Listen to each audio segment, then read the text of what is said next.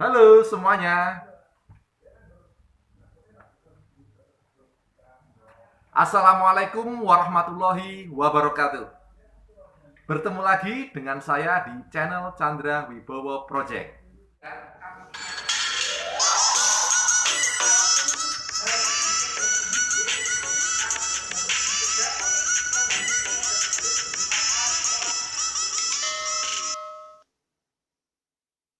Bagaimana kabar Anda semuanya? Mudah-mudahan selalu dalam keadaan sehat dan baik ya.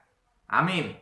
Nah, pada video kita kali ini kita akan membahas modul baru seputar P2K2, yaitu tentang kesehatan gizi. Tujuan dari video kita kali ini adalah untuk mengetahui pentingnya gizi bagi ibu hamil, kemudian tentang layanan kesehatan selama kehamilan, dan tentunya pemanfaatan bantuan sosial selama kehamilan. Setiap orang tua, khususnya ibu, memiliki harapan agar anaknya tumbuh menjadi anak yang sehat dan berprestasi. Dan hal ini dapat tercapai jika orang tua memberikan perhatian sejak dini, yaitu sejak anak dalam kandungan ibu. Tanpa perhatian yang khusus terhadap ibu hamil dan calon bayinya, akan berdampak terhadap kekurangan gizi. Kenapa? Karena kecukupan gizi dan kesehatan ibu selama hamil akan berpengaruh terhadap berat badan bayi saat lahir. Bayi sehat akan mempunyai daya tahan tubuh yang kuat, tumbuh jadi anak yang cerdas dan tinggi sesuai dengan usianya. Anak yang sehat akan berprestasi di sekolah dan mampu mencari pekerjaan yang layak ketika dewasa. Dampak kekurangan gizi seperti berat badan lahir rendah, gangguan pertumbuhan, gangguan kesehatan, dan kesulitan belajar. Untuk lebih jelasnya, bisa kita lihat video ilustrasi berikut ini. Silakan. Duh, kok jelek begini sih? Harusnya kan bagus kayak gini. Kenapa, Bu? Kok sedih gitu? Ya, apa nanti anak kita bakalan tumbuh sehat ya?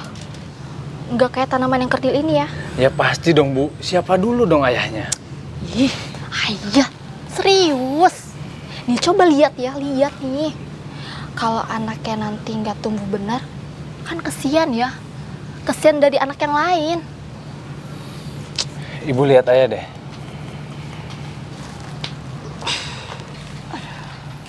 Ibu kan tahu, ayah tinggi, besar, dan kuat. Sementara ibu, wanita yang cantik. Jadi, anak kita tuh nggak bakal beda jauh sama kita, Bu. Tapi kan ya, anaknya Ibu Sandra itu yang umurnya 4 tahun, itu kecil ya. Kalah sama anaknya Bu Vera yang umurnya 2 tahun. Sedangkan suaminya Bu Sandra itu jauh lebih tinggi daripada ayah. Kalau kata aku sih, kayaknya tinggi anak itu nggak ngikutin orang tua deh ya. Ah, masa sih, Bu? Iya ya. Oh iya, ayah tahu nggak gimana caranya biar anak kita sehat? Ah, ibu bingung kan? Daripada ibu bingung, mending kita tanyain sama yang ngerti. Hah? Ayah nggak ngerti? Bukannya nggak ngerti, Bu. Daripada ibu khawatir, mending kita tanyain langsung sama ahli anak. Ahli anak? Maksudnya ayah, bu bidan, atau orang puskesmas gitu? Nah, itu maksud ayah. Oh gitu. Ya udah, anterin atau? Iya, ayah anterin.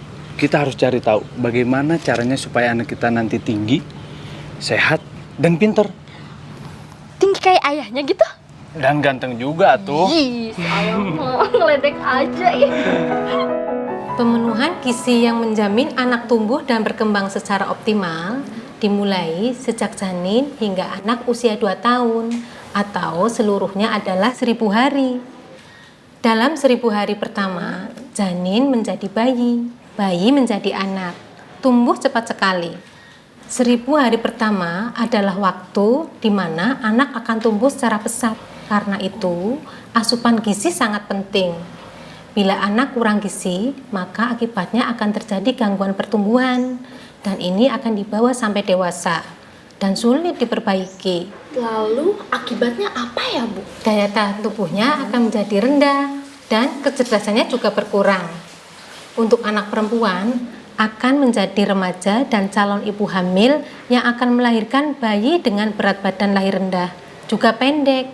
Jadi anak saya walaupun masih di dalam perut ini perlu gizi ya, Bu? Betul, ibu perlu memperhatikan gizi bagi ibu dan janin. Lalu apa yang harus saya lakukan ya agar anak mendapatkan gizi terbaik? Ibu hamil makan makanan yang bergizi yang seimbang. Pastikan ibu hamil minum tablet tambah darah. Lakukan inisiasi menyusu dini segera setelah bayi lahir.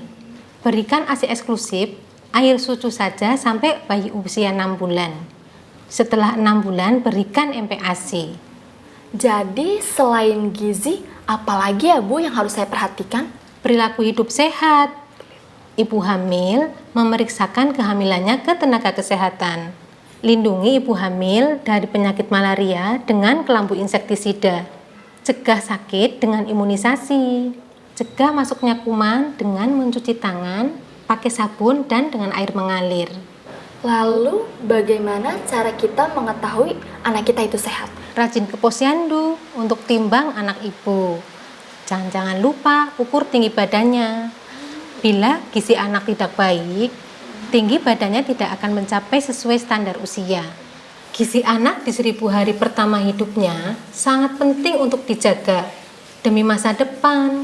Ya sudah, terima kasih ya, Ibu, atas informasinya. Saya pulang dulu. Iya, Terima kasih ya, Bu. sama-sama. Nah, sudah ditonton ya? Apa yang bisa dilihat dari video tadi? 1000 hari pertama kehidupan adalah masa 9 bulan kehamilan. Kelahiran, nifas, masa bayi usia 0 sampai 6 bulan, hingga usia anak mencapai 2 tahun. Masa 1000 pertama kehidupan ini adalah masa yang rentan untuk ibu dan anak, sehingga gangguan kesehatan terhadap anak pada masa ini akan mempengaruhi pada masa depannya.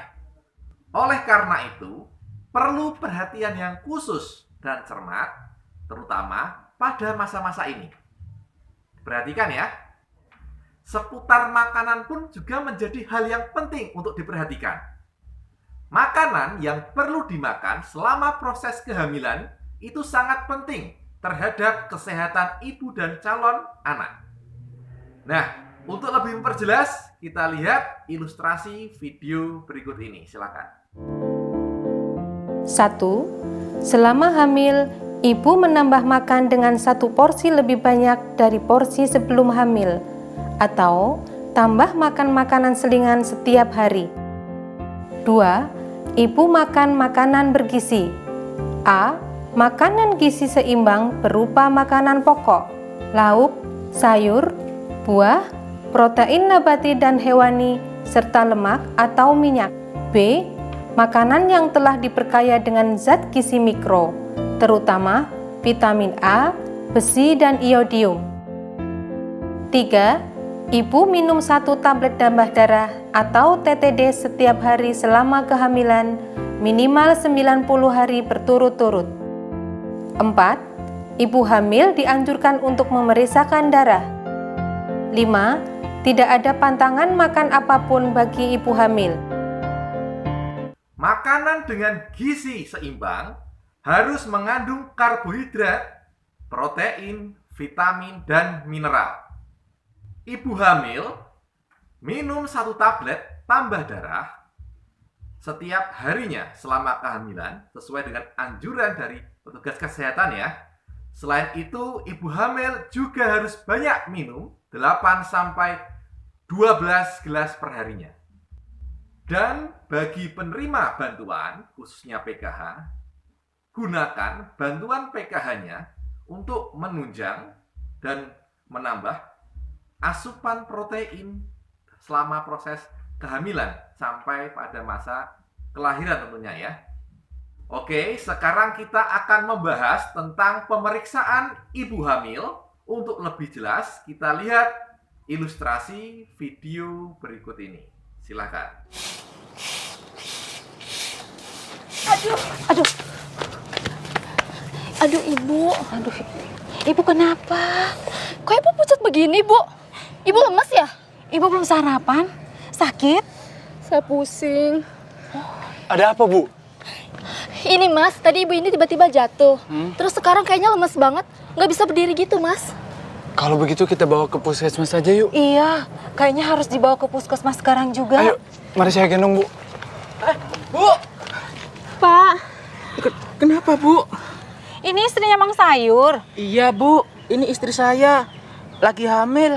oh lagi hamil, nggak kelihatan. Kurus banget Pak istrinya. Kayaknya harus dibawa ke puskesmas sekarang juga, Mang. Jangan, nanti saya keluar duit lagi. Kita pulang aja yuk Bu. Tapi Pak, takut bayinya. Kenapa bayinya Bu? Pak, istri Bapak kan lagi hamil. Harusnya dibawa ke puskesmas. Nah, gratis kok Pak. Biar saya dan istri saya antar Bapak ya. Puskesmas deket kok dari sini. Tapi gimana dagangan saya? Biar saya yang nungguin, Mang. Gak apa-apa. Udah, ayo Bu. Emang, Istri hamil gak sehat kayak gitu, malah mau dibawa pulang. Ada-ada aja sih Mamang nih.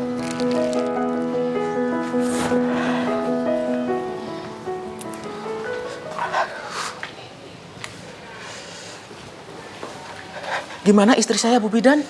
Apa pernah kejadian seperti ini sebelumnya? Enggak sih Bu. Cuma istri saya itu sering ngomel-ngomel, pusing, nggak nafsu makan. Terus akhir-akhir ini mendadak ngidam. Bawaan bayi kali ya Bu? Apa istri Bapak minum tablet tambah darah atau multimikronutrien yang saya berikan beberapa bulan yang lalu? Apa itu Bu? Emang perlu ya Bu? Bapak harus lebih banyak perhatian terhadap kesehatan ibu dan bayi. Tadi cek darah, istri Bapak anemia. Aneh apa Bu? oh pantesan istrinya si Bapak lemas. Kasihan ya. Darah merah pada istri Bapak banyak berkurang. Dia tidak punya tenaga, membahayakan pula bagi si janin. Ya, saya mana ngerti Bu. Itu kan urusan perempuan. Pak, Bapak harusnya belajar lebih mengerti tentang urusan ibu dan anak. Karena kalau bukan suami, siapa lagi, Pak? Caranya gampang kok Pak. Hanya perlu rajin ketemu dengan bidan. Contohnya suami saya yang ganteng ini, dia rajin ketemu sama bidan. Emangnya harus berapa kali periksa sama Bu Bidan? 4 kali selama hamil. Tetapi Bapak juga harus menjaga makan makanan yang bergizi untuk istri Bapak. Iya, istri sama anak Bapak itu kurang bulat. Betul, dan jangan kelewatan minum tablet tambah darahnya. Paling tidak 90 tablet, 1 setiap harinya selama hamil. Suntik tetanus, Pak. Duh, macem-macem urusan ibu hamil. Selain periksa ke bidan, makan yang bener, nelen tablet. Terus apalagi Bu Bidan? Masih banyak, Pak. Tapi Bapak nggak usah bingung. Tanyain aja sama saya. Yang penting diutamakan itu anak dan istri Pak. Tuh kan, banyak yang bantu. Mari Pak, ke dalam lihat istri Ya, Bapak. baik Bu. Nah, biasanya ibu hamil sering memeriksakan diri kemana? Nah, umumnya di puskesmas, bisa di posyandu, ataupun di layanan kesehatan dimanapun berada. Periksakan kehamilan minimal 4 kali selama kehamilan. Lebih sering lebih baik. Ini adalah layanan kesehatan ibu hamil serta layanan di posyandu. Bawa anak ke posyandu tiap bulan hingga usia 6 tahun. Sekarang kita membahas pemeriksaan kesehatan setelah melahirkan. Proses melahirkan harus dilakukan di layanan kesehatan agar ditolong oleh tenaga kesehatan yang terlatih. Setelah persalinan, lakukanlah inisiasi menyusui dini dan berikan ASI yang pertama yang keluar yang berwarna kekuningan atau istilahnya di sini adalah kolostrum. Cek kepada pelayanan kesehatan minimal 3 kali dalam masa nifas. Yang pertama 6 jam sampai 3 hari setelah melahirkan. Yang kedua hari keempat sampai ke-28 setelah melahirkan. Yang ketiga hari ke-29 sampai 42 setelah melahirkan. Untuk lebih memahami dalam pembahasan ini, kita bisa lihat kembali ilustrasi video berikut ini. Silakan. 1. Proses kelahiran bayi harus ditolong oleh tenaga kesehatan terlatih di fasilitas kesehatan. 2. Minum lagi kapsul vitamin A warna merah pada hari kedua sesudah melahirkan. 3. Memperoleh pelayanan kesehatan paling tidak 3 kali, pada minggu pertama, kedua, dan keenam setelah melahirkan. 4. Memperoleh dan mengkonsumsi tablet tambah darah setiap hari, selama 40 hari berturut-turut atau sesuai anjuran dari tenaga kesehatan jika menderita kurang darah akibat perdarahan saat melahirkan. 5. Memperoleh konseling perorangan atau kelompok tentang kesehatan khususnya perawatan bayi baru lahir, menyusui eksklusif, dan pemberian MPASI dimulai dari bayi usia 6 bulan. 6. Menggunakan alat kontrasepsi sesuai anjuran petugas kesehatan untuk mencegah kehamilan sampai bayi berusia minimal 2 tahun. Sebagai penerima bantuan PKH, ibu-ibu berhak mendapatkan Jaminan Kesehatan Nasional atau JKN dengan pemberian Kartu Indonesia Sehat atau yang kita kenal dengan KIS. Bayi dari ibu pemilik KIS akan menjadi peserta JKN sehingga berhak untuk mendapatkan layanan kesehatan. Ayo bagi penerima bantuan PKH agar mengusulkan atau mendaftarkan pembuatan kartu KIS-nya ya. Tentunya sesuai dengan ketentuan yang berlaku. Nah, itu tadi yang bisa saya sampaikan seputar sesi 1000 hari pertama kehidupan. Mudah-mudahan bisa bermanfaat ya. Dan jangan lupa untuk selalu diterapkan agar keluarga kita bisa menjadi keluarga yang tentunya sehat dan baik tentunya. Amin ya. Dan tak lupa untuk selalu mendukung channel kami agar bisa selalu berkembang dan bisa mengeluarkan karya-karya yang lain dengan cara subscribe, like, comment, and share ya. Sebelumnya terima kasih atas perhatiannya. Saya mohon maaf kalau ada kekeliruan. Mudah-mudahan ini bisa menjadi pembelajaran untuk kita semuanya ya. Dan kami menerima kritik dan saran di komen. Oke ya. Dan tentunya kita tutup dan kita akhiri. Sampai jumpa lagi di video-video berikutnya tentunya. Tak lupa selalu semangat, selalu sehat, dan salam PKH. Terima kasih. Wassalamualaikum warahmatullahi wabarakatuh. Sampai jumpa.